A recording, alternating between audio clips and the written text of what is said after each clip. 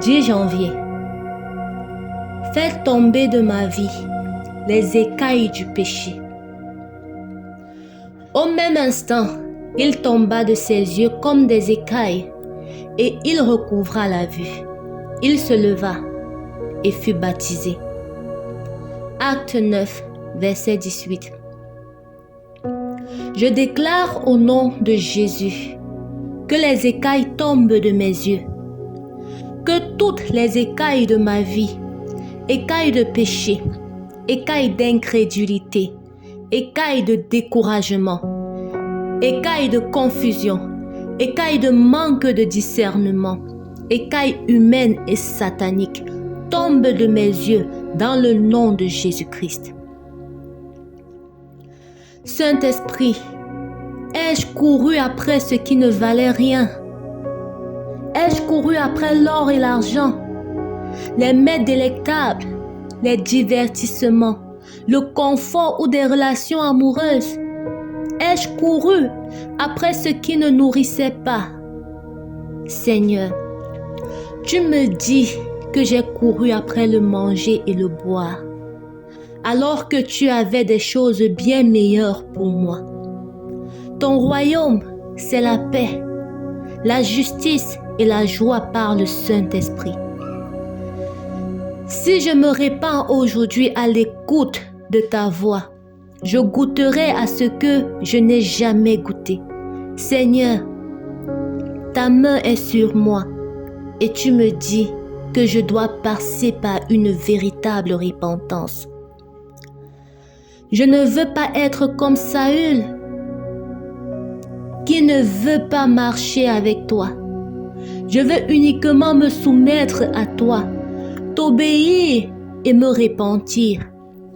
Que les écailles de péché tombent de ma vie à tout jamais. J'ai cru connaître, mais je ne connaissais pas. J'ai cru connaître, mais j'étais aveugle.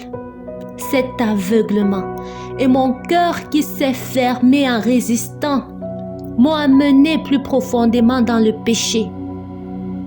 Mais alors que j'entends aujourd'hui ta voix, je ne résiste plus et je me répands. Saint-Esprit, tu parles à mon cœur et je sais que cette parole est pour moi. Je sais que j'ai besoin de repentance aujourd'hui. Je déclare que ce jour n'est pas un jour de malédiction, mais de bénédiction. Il est écrit dans Éphésiens 1, le verset 18. Et qu'il illumine les yeux de votre cœur, pour que vous sachiez quelle est l'espérance qui s'attache à son appel. Quelle est la richesse de la gloire de son héritage qu'il réserve aux saints. Et dans 2 Corinthiens 4, verset 4, il est écrit: pour les incrédules, dont le Dieu de ce siècle a aveuglé l'intelligence, afin qu'ils ne vissent pas briller la splendeur de l'évangile de la gloire de Christ, qui est l'image de Dieu. Ô Dieu, Dieu de lumière, Dieu qui ouvre les yeux des aveugles, Esprit de révélation qui déchire les voiles, Jésus qui oint les yeux de l'argile et de ta salive divine. Je me prosterne devant ton trône, aveugle mais assoiffé de vision, perdu mais cherchant le chemin, enfermé dans les ténèbres mais criant vers la lumière du monde. Je suis comme Saul sur le chemin de Damas, religieux mais aveugle, zélé mais égaré, convaincu mais complètement dans l'erreur. Je marche dans la lumière que je crois divine, mais qui n'est qu'une torche humaine dans la nuit éternelle. Je défends des vérités que je pense être tiennes, mais qui ne sont que des dogmes humains. Je persécute dans mon ignorance ton corps et ton esprit. Et comme Saul, je t'entends me dire, « Saul, Saul, pourquoi me persécutes-tu » Il te sera dur de regimber contre les aiguillons. Cette voix me terrifie et m'illumine en même temps. Cette lumière céleste me frappe et m'attire. Cette confrontation divine me renverse et me relève. Je crie comme lui, « Seigneur, que veux-tu que je fasse ?» Je suis à terre, terrassé par la révélation de mon aveuglement, tremblant devant la manifestation de ta gloire, conscient pour la première fois de l'étendue de ma cécité spirituelle. Et maintenant, je déclare, je proclame, je décrète avec l'autorité de celui qui a été aveugle et qui maintenant voit.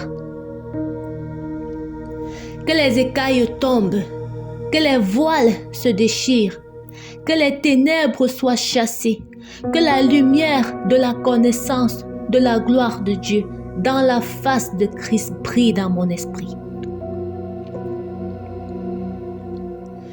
Dans le livre de Luc, versets 10 à 14, il est écrit: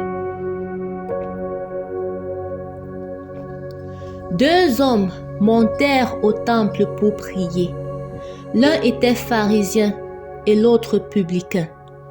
Le pharisien debout priait ainsi en lui-même: Ô Dieu, je te rends grâce de ce que je ne suis pas comme le reste des hommes. Le publicain se tenait à distance, n'osait pas même lever les yeux au ciel, mais il se frappait la poitrine en disant: Ô Dieu, sois apaisé envers moi qui suis un pécheur. Tu dis dans Apocalypse 3, verset 17, Parce que tu dis, je suis riche, je me suis enrichi, je n'ai besoin de rien, et parce que tu ne sais pas que tu es malheureux, misérable, pauvre, aveugle et nu. Et dans Matthieu 15, verset 14, il est écrit: Laissez-les, ce sont des aveugles qui conduisent des aveugles. Si un aveugle conduit un aveugle, ils tomberont tous deux dans une fosse. Père, je confesse devant ta face les écailles d'orgueil qui ont couvert mes yeux spirituels. Je confesse l'écaille de l'autosatisfaction religieuse. Cette satisfaction morbide qui me fait dire: je te rends grâce de ce que je ne suis pas comme le reste des hommes. Cette fierté pharisaïque qui me compare aux autres pour me trouver supérieur, qui transforme la grâce en mérite, la miséricorde en droit, la foi en performance. Je confesse l'écaille de la suffisance doctrinale, cette arrogance théologique qui croit tout comprendre, tout maîtriser, tout systématiser. Cette prétention qui réduit l'infini Dieu à des formules finies, le mystère éternel à des doctrines temporaires, l'esprit vivant à des dogmes morts. Je confesse l'écaille de l'élitisme spirituel, cette distinction orgueilleuse qui crée des castes dans ton corps, des classes dans ton église, des niveaux dans ton royaume. Cette séparation hautaine qui dit: moi, je ne suis pas comme ces chrétiens charnels, ces bébés spirituels, ces tièdes.